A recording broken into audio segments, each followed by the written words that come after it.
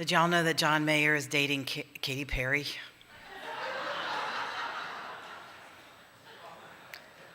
I don't know why, because he doesn't have that good a track record of being a good boyfriend, but everybody seems to want to try. The rumor has it they're having troubles.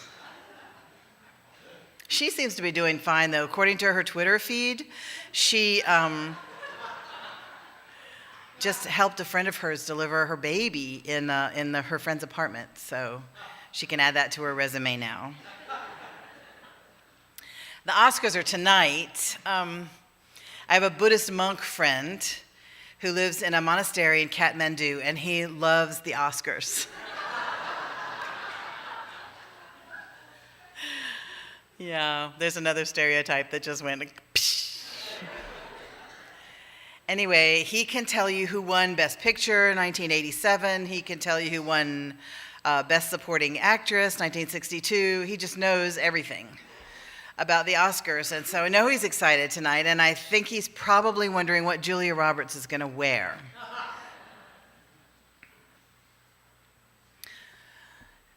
The writer Joan Didion, in her book, The White Album, says this: "We tell ourselves stories in order to live. We look for the sermon in the suicide, for the social or moral lesson in the murder of 5.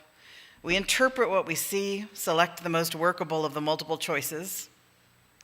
We live entirely, especially if we're writers, by the imposition of a narrative line upon disparate images, by the ideas with which we have learned to freeze the shifting phantasmagoria, which is our actual experience. My whole life, I have heard that people shouldn't gossip. And just recently, I've begun learning that gossip can be good. I was raised in a family, did your dad have something he just said all the time over and over? One of the things my dad said all the time over and over was that quality people discuss ideas. Medium quality people discuss events, and the worst, lowest kind of people talk about other people. So, we talked about ideas. And even today, you ask him how he's doing. He's 86, when most people would enjoy telling a little story about a doctor visit or whatever. But no, he says, "Oh, that's boring. Don't talk about how I am. Let's talk about the Ukraine and the Crimea."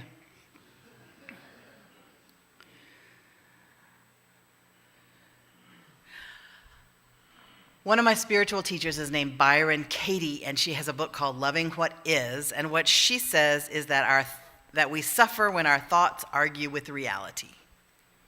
We suffer when our thoughts argue with reality. So you should fall in love with reality in order to suffer less. She says, human beings gossip, that's what we do. You live on earth now, sweetie. Make yourself at home. That's what we do. Research on gossip is beginning to show that humans are fascinated by one another's lives for evolutionary reasons. There's a Harvard University Press book called Gossip, Grooming, and the Evolution of Language. Author Robin Dunbar says that gossip within our group for humans is a social bonding practice, somewhat like picking fleas off is for other primates. So instead of grooming one another, we tell one another little stories about things we've heard about other people and little things that we ourselves have done that we swear them to secrecy about, knowing that they'll probably tell at least one other person. In the context of evolution, people who know what's going on make it, and people who are oblivious don't. So the current theory is that our ancestors lived in small groups and learned about one another face to face in a long-term kind of way, and you needed to know who you could trust with your family's safety. If this guy is on watch, is he going to fall asleep? Is he bad to drink? Is he going to go off chasing a gazelle that he saw because he likes hunting more than being on watch? You need to know the things about the people. Who's going to give you a good deal? Who's going to babysit your children correctly? Who are the people that you can trust? And if you surround yourself with people who add value to the group, then your group has more value. And if you surround yourself with people who are always, making excuses and they're kind of not contributing and they're a little bit freeloading, your group is going to be weaker. So this kind of social intelligence can help you build a better group. And that helps with your chances of making a good life. There are people who read other people better. You know, people who can just tell a lot about what a person is saying between the lines, and other people who don't read between the lines so well, who take everything at face value. You have people who have learned or taught themselves to read little micro expressions and micro changes in face color and pupil dilation, and you want to ask those people to partner up with you when you're trying to talk to somebody so that you'll know whether that person is being authentic or genuine, or maybe you're one of the people who has been trained and is wired correctly to read other people really well. You have good mind reading skills. So there's a book that my children made me read called Everything Bad is Good for You: How Today's Popular Culture is Actually Making Us Smarter. Stephen Johnson is the author, and they handed it to me when I was grousing about their video games, which turn out to be kind of good for you. So in this book, every second page I was going, no, I can't believe it. He says, Stephen Johnson, or Stephen Johnson, I don't know how he says it. He says that watching reality shows, I know, right? It's one way that kids learn about building a social network. Because you watch them, they don't have a plot. You watch them to map out in your head the points of affiliation and attitude. So we're implicitly, he says, building these social network maps in our heads so that you have then the infrastructure to know how to read different relationships in your actual 3D life. So you have this map when you're watching one of those shows, and you say, okay, well, we know that Nick has a thing for Amy, but Amy's just using Nick. And Kwame and Jim have a competitive friendship, but it's still a friendship, but like they're competitive too. And Jory loves Annie, but also kind of hates her at the same time, so they're like frenemies. It gives them some language and some practice in building and understanding social networks. He says that gossip can also function as a tool in building the lives of groups. It's a training tool for building the lives of groups. And every group has an unwritten contract.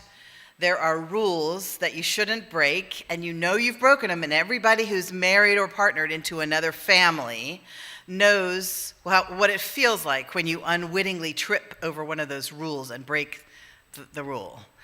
Because everyone in the room kind of freezes for a second.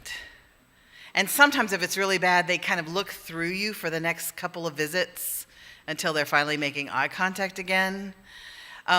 You've mentioned something that shouldn't be mentioned, or you've brought up something that shouldn't be brought up according to the unwritten social contract. So gossip is one way of families or groups telling one another what is acceptable and what is not acceptable.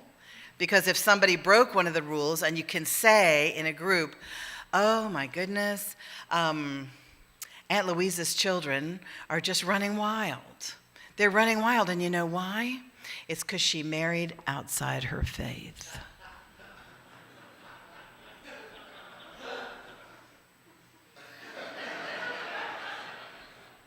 And that tells you where the family is, and that the family's mythos is we are strong and sane. Unless you break the rules, in which case everything just goes to pot. So don't break those rules, and we can say strong and sane, and we can all say Methodist, and it'll be good. In his book, I just chose Methodist at random. I've got nothing against Methodists. Some of my best friends are Methodists.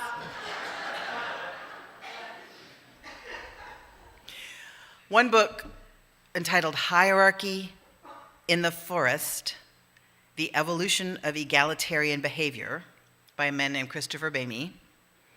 He suggests that small groups in the forest tried to build their team and tried to work together and had a drive toward equality within the group. So if someone did too well, the group would try to pull them back into the equality of the group. And many groups have experienced this. If you are a little too talented in your group, you've experienced what we call the crabs in the bucket life, where you're almost out of the bucket and the other crabs bring you back in.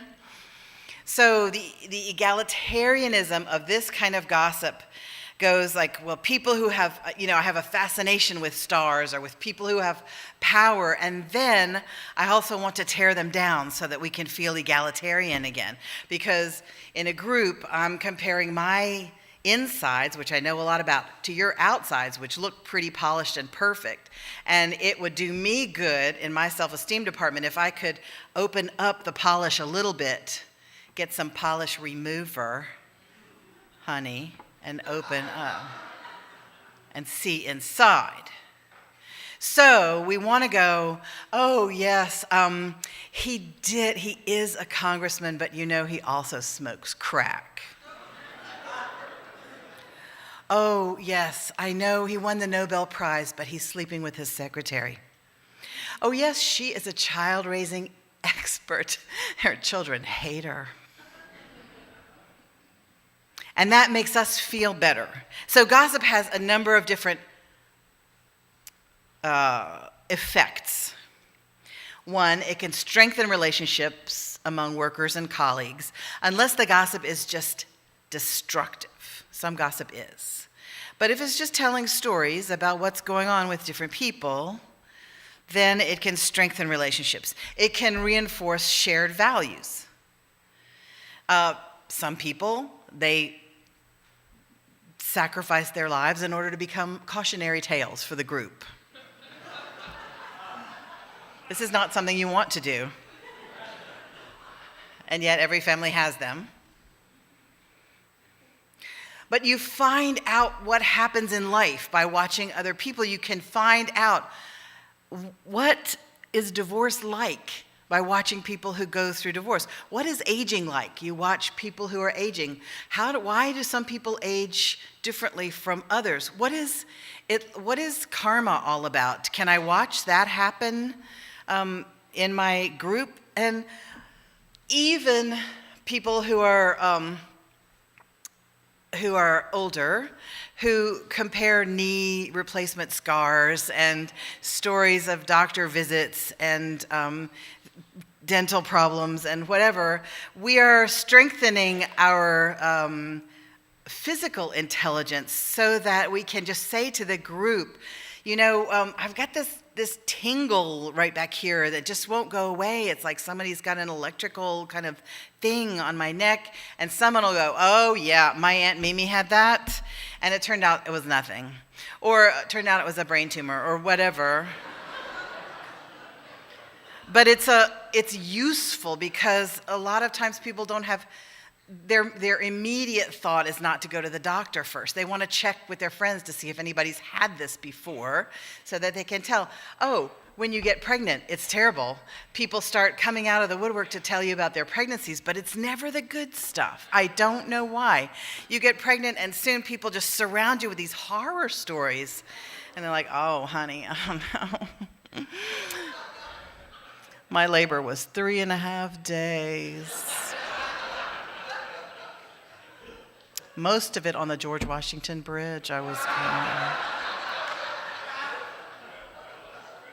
And what people should say to folks who get pregnant is, oh, you're going to have so much fun, because, a lot of it is fun. But we never do. We tell horror stories. People have a lot more compassion when you have a bad diagnosis than when you're pregnant. Gossip can also help control the poor behavior of other people. And you tell within your workplace or within your family group, you can gossip a little bit and tell what happens to people who do certain things or say certain things. And then the people you're telling it to understand that they're not supposed to do those things or say certain things. And it also kind of, when you know something that other people don't know, when you know it first, it increases your self-esteem because you're part of the gossip circle, and it makes you feel smug. Smug is not always good, but gossip does have positive effects as well as negative effects. Now, a lot of people say you shouldn't gossip, but people do anyway. So it's nice to look at the positives. A lot of people say things like, every time before I say something, they usually say it in a voice like this, and they don't blink because they're really spiritual. Every time before I say something, I like to ask myself, is it true? And is it necessary? And I read a story about this guy who decided he wasn't going to speak unless it was necessary. He didn't talk for 13 years. And I'm thinking, who decides what's necessary? And were you married? Because somebody's going to need to hear I love you more than once every 13 years. And I think you must have a very understanding dog.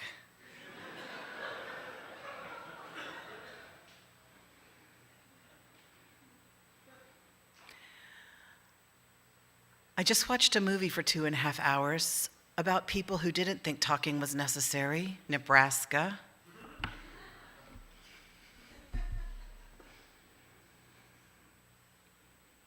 They sat around and looked at each other. This is what the movie was like. Until one guy goes, "You still driving that Chevy?" No, it wasn't a Chevy, it was a Buick. These are brothers who haven't seen each other in 20 years. I know people like this. You know people like this. You have to talk even though it's not necessary. Talking bonds people together. It is social interaction. It makes you smarter. It teaches you things. It opens you up. It helps you be more compassionate. It makes you smarter about your body, about your world, about your mind, about the whole life cycle. People like it when you ask them how they're doing. Is that unnecessary? I don't think so. So gossip well. And remember those two people from the Twilight movies, Kristen Stewart and Rob Pattinson, they never did get married because he was too controlling.